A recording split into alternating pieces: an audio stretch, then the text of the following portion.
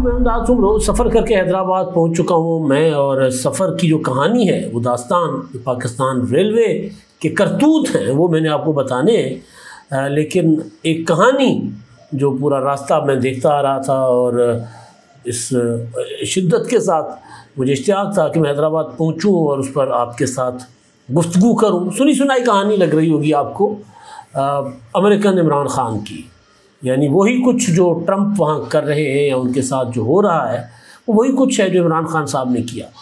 Trump इस मामले में ज़रा बदकिस्मत है कि उनको जो फाइनेंसर मिला वो कोई ट्रंप से ज़्यादा ही कोई कमीना जिसको कह लें, कमज़र्फ कह लें, वो मिला।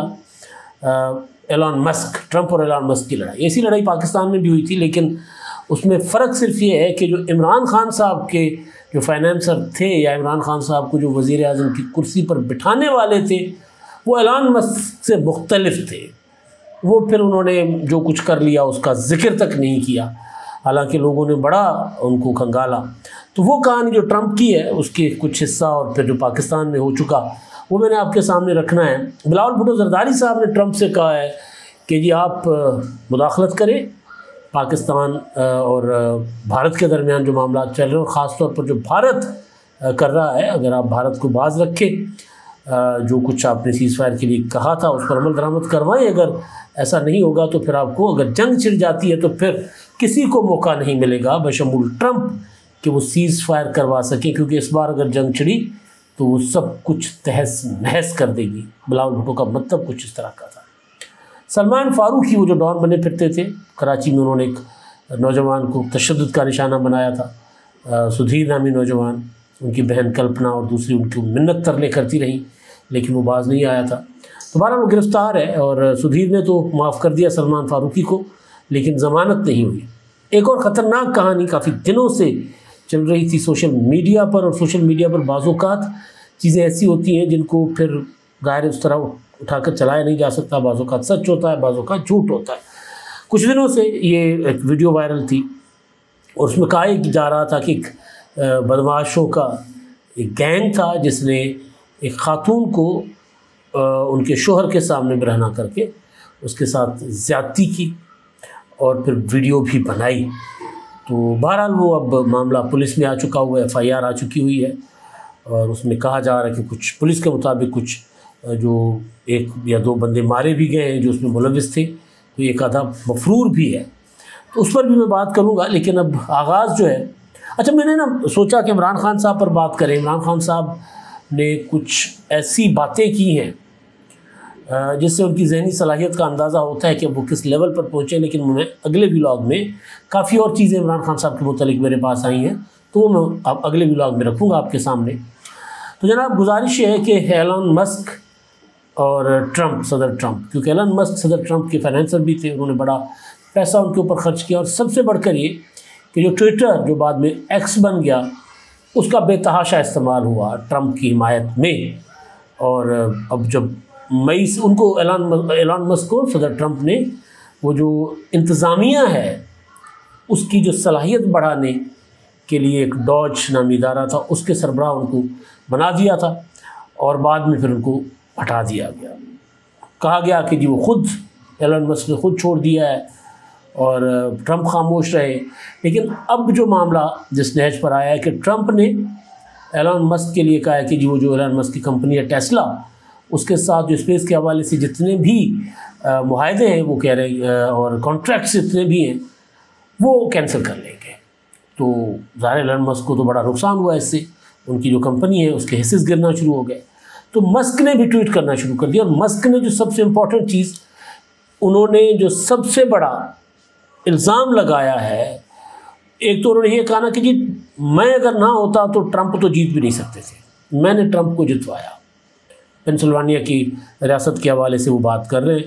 उन्होंने कहा कि जी मैंने ट्रंप को जितवाया। लेकिन जो इम्पोर्टेंट चीज़ है वो ये है कि उन्होंने ट्रंप का नाम, उन्होंने कहा कि एक जिनसी स्कैंडल था, जेनिफर एप्स्टेन, उसकी फ़ाइल में उन्होंने ट्वीट किया कि जी ट्रंप का नाम है। अब इतना बड़ा इल्ज़ाम ट्रंप पर वो लगा रहे, और एलन मस्क ने कहा कि सदर डोनाल्ड ट्रंप का नाम जिनसी स्कैंडल में बदनाम जेफरी एप्स्टेन की फ़ाइल में मौजूद है। वही जेफरी एप्स्टेन जो कमसिनों के साथ यानी छोटे बच्चों के साथ जिनसी ज़्यादती के वाक़यात में मुलव्विस करार दिया गया था। अच्छा, ट्रंप के ऊपर जिनसी स्कैंडल्स के मुकदमात चले और इंतखाबात जिनमें अभी ट्रंप जो है वो सदर मुंतखब हुए, इन इंतखाबात में उसी तरह के एक स्कैंडल में ट्रंप के ऊपर कि किसी खातून के साथ ताल्लुकात उसने रखे, फिर पैसे देकर ट्रंप ने उसकी ज़बान बंद करवाई, ये सारा कुछ चलता रहा है वहाँ पे।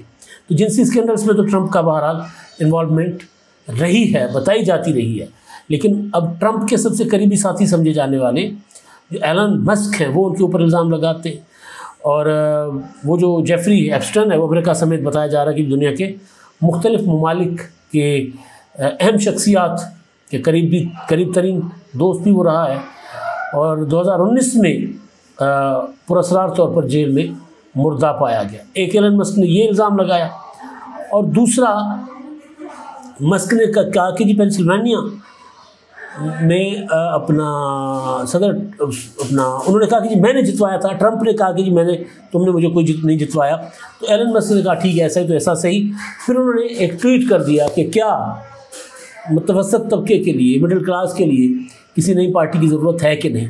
ट्विटर हैंडल पर उन्होंने ये कर दिया, एक सर्वे लॉन्च कर दिया हुआ है। अब उसका रिज़ल्ट देखते हैं कि क्या आता है। लेकिन जो मैं इस कहानी को जोड़ रहा हूँ वह पाकिस्तान में, क्योंकि पॉपुलिस्ट की अप्रोच एक तरह की होती है, वो ये समझते हैं कि जो कुछ उनको मिल रहा है वो उसके हकदार हैं। यानी अगर इमरान खान साहब के पास कोई शख्स बहुत कुछ लेकर आता है तो उसको एहसान नहीं समझते, वो ये समझते हैं कि ये मेरा राइट था, इनके पास ये चीज़ मेरे लिए आई थी, वो सिर्फ़ और सिर्फ उनके पास अमानत थी जो मुझे मेरे तक पहुंचाने आया।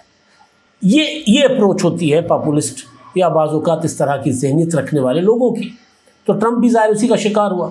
हालांकि एलन मस्क ने तो वो जो फंड्स दिए थे, पैसे मिलियंस ऑफ डॉलर्स में ट्रंप के इलेक्शन में, उसका भी उन्होंने जिक्र किया। तो लेकिन बहरहाल अब मैं गुजारिश कर रहा हूँ जहांगीर तरीन साहब, क्योंकि जहांगीर तरीन साहब के साथ मेरा बहुत अच्छा ताल्लुक़ है। 2002 से उनके साथ न्याज़बंदी का रिश्ता है, और ज़ाहिर है वो एक भरम रखने वाले इंसान है। तो तरीन साहब एक रिकॉर्ड है कि जिस तरह इमरान खान साहब 2018 के इलेक्शन, उसके बाद लोग कम पड़ गए थे, फिर तरीन साहब का जहाज़ चलता था। जो कम पड़ गए थे लोग वो जहांगीर तरीन साहब ने मैनेज करके दिए थे। जहाँ पैसा लगना था वहाँ पैसा लगाया, जहाँ कोई और मामला लगना, मतलब उन्होंने करके इमरान खान साहब को वज़ीर आज़म बना दिया था। और फिर जहांगीर तरीन साहब ने, मैं ज़रा आपको सिर्फ़ और सिर्फ बता रहा हूँ कि वो जो एलन मस्क का तो पता नहीं वो किस तरह का आदमी है जिसने फटे मुंह कह दिया, मुंह फाड़ के कह दिया कि ये ट्रंप तो एक वहशी जिनसी दरिंदा है और उसका ताल्लुक़ जो है फिलहाल स्कैंडल के साथ था। तो वो ज़ाहिर है वो हमज़र्फ़ी है। लेकिन इधर ज़रा दूसरा मामला था, इधर था लेकिन इधर भी कुछ इस तरह के, जब इमरान खान साहब वज़ीर आज़म बने तो तय पाया था कि जो पाकिस्तान की सरकारी मशीनरी है ना, ये अगर हम जो इस्लाहात चाहते हैं, जो इमरान खान साहब सोच रहे हैं पाकिस्तान के लिए, जो मॉडल वो सोच रहे हैं, या जो डिज़ाइन जहांगीर तरीन खान साहब ने और इमरान खान साहब ने मिलकर किया था फाइनल, उस डिज़ाइन पर अमल दरामद के लिए एक प्रॉपर एक इदारा वज़ीर आज़म हाउस में होना चाहिए, जो इस पूरी की पूरी ब्यूरोक्रेटिक जो हमारे अपना स्ट्रक्चर है इसके रिफॉर्म्स करेगा। तय पाया कि जहांगीर तरीन साहब ये करेंगे। फिर आज़म खान साहब जो जहांगीर अपना इमरान खान के ख़िलाफ़ वादामाफ गवाह बने, उसमें साइफर के मुकदमे में, उन आज़म खान साहब ने इमरान खान साहब के कान भरे थे कि देखिए ये जो है ना, ये तो वज़ीर आज़म बनना चाहते हैं। अगर ब्यूरोक्रेसी जो है, क्योंकि आज़म खान प्रिंसिपल सेक्रेटरी थे, ब्यूरोक्रेसी को प्रिंसिपल सेक्रेटरी चलाता है वज़ीर आज़म का, तो उन्होंने कहा कि जी ब्यूरोक्रेसी तो चली जाएगी जहांगीर तरीन के हाथ में, तो आपके हाथ में क्या रहेगा? वज़ीर आज़म इंतज़ामिया के बगैर तो कुछ नहीं होता। आइन में तो एक वज़ीर आज़म है, दूसरा वज़ीर आज़म तो बन नहीं सकता, तो जहांगीर तरीन साहब तो वज़ीर आज़म बनना चाहते। तो यहाँ से उन्होंने कान भरना शुरू कर दिए थे। फिर शहजाद अकबर, फिर शहबाज गिल, फिर एक लंबी लाइन है, लंबी दास्तान है कि क्योंकि जहांगीर तरीन साहब इमरान खान साहब की इज़्ज़त एहतराम तो बहुत करते थे, जी हुजूरी नहीं करते थे। कि जहाँ इमरान खान कहें कि जी ये मतलब चिट्टे दिन को कहें, सफ़ेद दिन को, कि जी रात हो गई है, तो बाकी सारे कहते खान साहब वाह क्या चांदनी रात है, शहबाज गिल, शहजाद अकबर, इतने लोग इमरान खान साहब के आजू बाजू उस टाइम पे होते थे। लेकिन जहांगीर तरीन साहब कहते थे खान साहब क्यों हो गया है, पागल हो गए, नहीं हुआ, नहीं हुई, राहत देनी है। तो इमरान खान साहब के इज़्ज़त एहतराम करते थे, लेकिन इमरान खान साहब की जी हुजूरी नहीं करते थे। तो कान भरना शुरू हो गया कि वो तो अपने आप को वज़ीर-ए-आज़म समझते हैं, वो तो मुल्क चलाना चाहते हैं, आपके पहले क्या रहेगा। जो खान साहब ने फिर आहिस्ता आहिस्ता जहांगीर तरीन साहब से डिस्टेंस करना शुरू कर दिया। फिर शहजाद अकबर और दूसरों ने एक जहांगीर तरीन के ख़िलाफ़ मुकदमात और ये वो फिर कहानी आपके सामने है कि जहांगीर तरीन के बच्चों के ख़िलाफ़ मुकदमात, तरीन साहब को गिरफ़्तार करने की कोशिशें की गई, उनकी अहलिया, उनकी बेटियों को गिरफ़्तार करने की, बेटे को गिरफ़्तार करने की कोशिश की गई। कुछ दास्तानें तरीन साहब ने मुझे खुद पर्सनली भी बताई हुई। लेकिन जहांगीर तरीन साहब ने कभी इस तरह की बात नहीं की, ऑफ द रिकॉर्ड और ऑन द रिकॉर्ड नहीं की कभी भी, कि उन्होंने इमरान खान पर कितना पैसा खर्च किया, या इमरान खान की एक शादी टूटी थी उसमें किस्से कहानियाँ बनी थी कि इतना पैसे, एक फ्लैट दिया गया था, ये हुआ था, वो हुआ था, वो सारा तरीन साहब ने मैनेज किया था।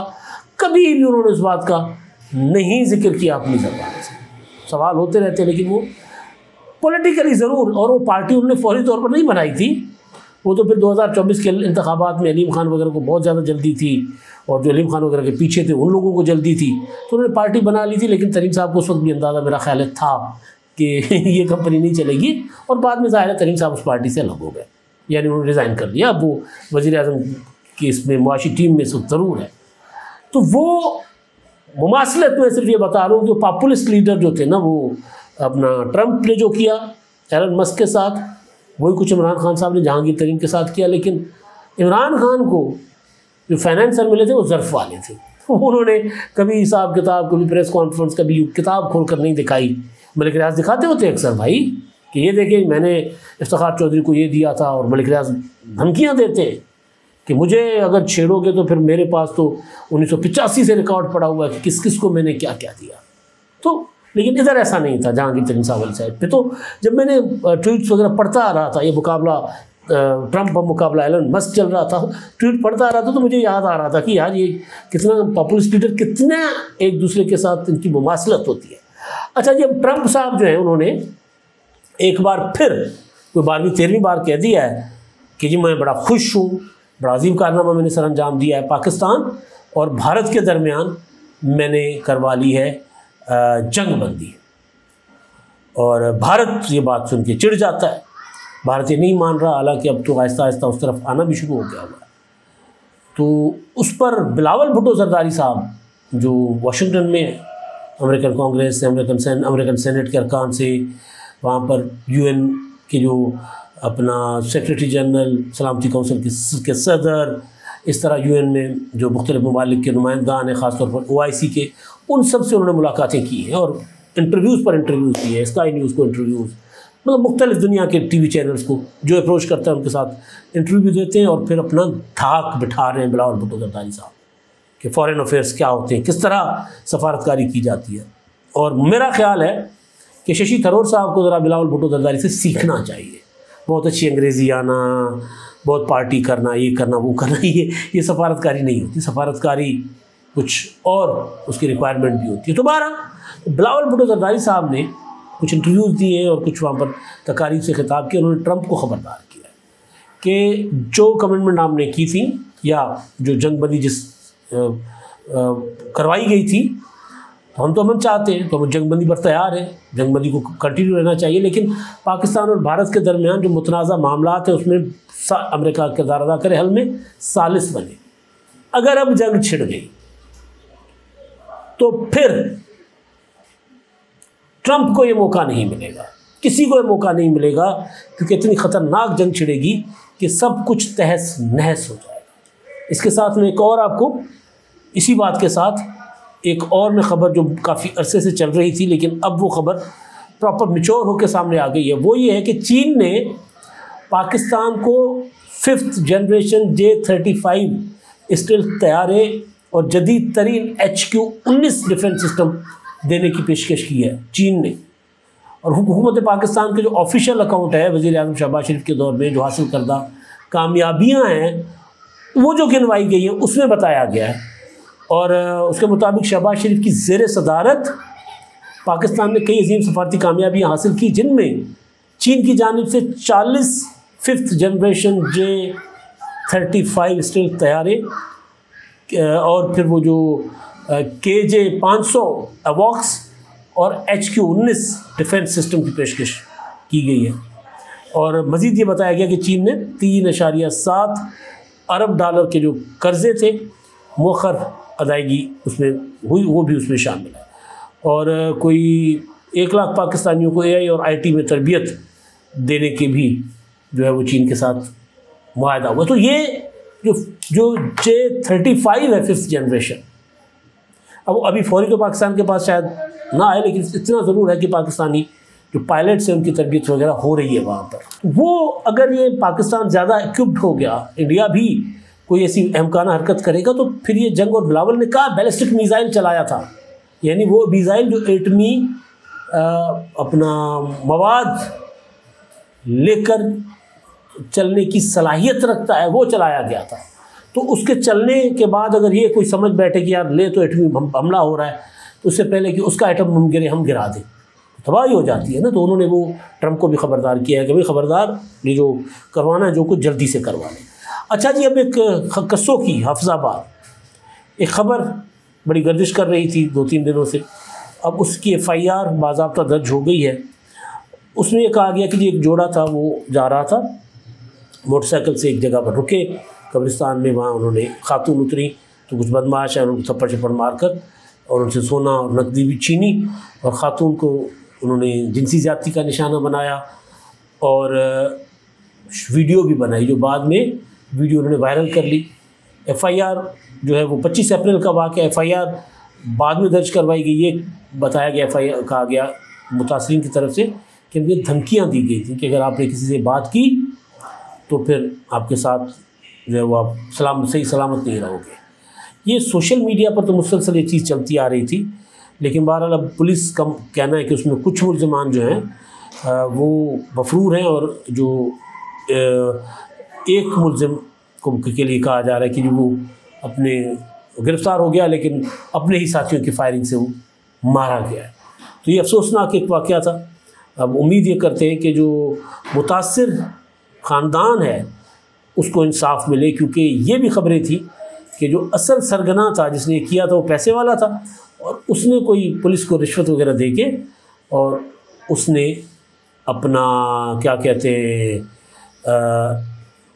अपना नाम FIR में या अब ख़ुद को बचा लिया था, भाग गया था वो, यानी पकड़ा गया लेकिन रिश्वत देकर भाग गया। इस तरह के इल्ज़ाम भी हैं। अच्छा, जब आखिरी बात जो है, कराची डिफेंस में कुछ दिन पहले सलमान फारूकी नामी एक शख्स ने सुधीर नामी एक नौजवान को इस चक्कर में तशद्दुद का निशाना बनाया था कि सुधीर की बाइक जो है वो हल्की सी टकराई थी उनकी बड़ी गाड़ी से। हालांकि सुधीर का क्लेम दावा ये है कि जी मैंने नहीं, उसने मुझे टक्कर मारा। बाद में उसके ऊपर तशद्दुद करवाया, वीडियोस बनी, उनकी बहनें जो है सुधीर की वो हाथ जोड़ जोड़ कर माफ़िया मांगती रहीं। सुधीर ने अपना माफ़ी, सुधीर नहीं बल्कि धीरज नौजवान का नाम है, तो माफ़ी नहीं जो है उसने दी सलमान ने। वीडियो वायरल हो गई, फिर सोशल मीडिया पर रोला बढ़ा, पुलिस ने बचाने की कोशिश की, नहीं बचा सकी, गिरफ़्तार कर लिया उसको। लेकिन नौजवान ने जो है वो उसको, धीरज ने शनाख्ती परेड में पहचान लिया मुलजिम को, लेकिन साथ ही माफ़ भी कर दिया था। लेकिन ख़बर यह है कि जो मुतल्लिका अदालत है, जुडिशल मजिस्ट्रेट जनूबी, उसने माफ़ी मिलने के बावजूद धीरज की जानिब से ज़मानत नहीं दी सलमान फारूकी को। तो एक अच्छी चीज़ है कि उसको कम से कम किए की सज़ा मिलनी चाहिए। रियासत जो है उसको मुद्दई होना चाहिए ताकि आइंदा कोई इस तरह का जुल्म किसी मजलूम के साथ ना कर सके। अब तक के लिए इतना ही। अल्लाह।